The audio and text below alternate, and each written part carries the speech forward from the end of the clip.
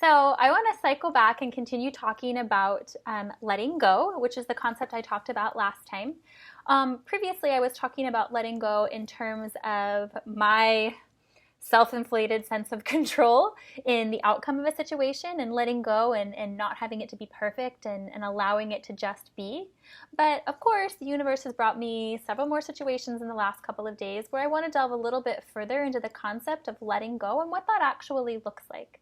So I'm going to talk about it in terms of a romantic relationship, but I think the process is the same for a friendship or a familial relationship or even a work relationship, as long as you're concentrating on the feelings, the emotions that are associated with it. So for me, for example, when I talk about a previous romantic relationship where there was a lot of abuse, there was a lot of toxicity, and there was a lot of negativity coming from both sides, there's a lot of anger and hatred that's associated with that.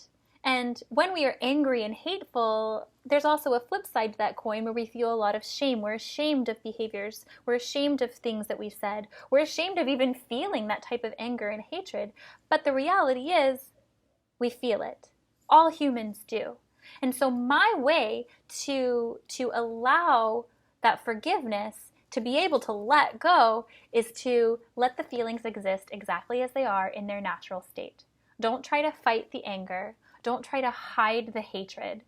Don't try to wallow and run away from that shame. Just allow them to exist. And so I take it and I feel it and I lean into that anger and acknowledge this is what anger feels like, but I don't feed it.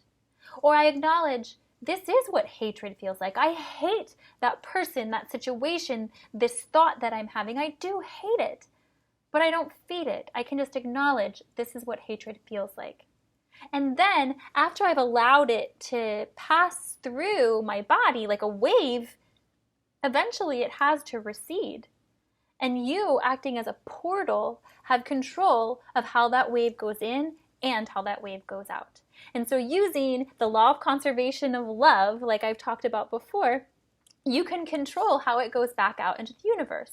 You allow the hatred, the anger, the resentment, the shame to come in and just be. It's there. No use fighting it. No use pretending it's not there. It's there.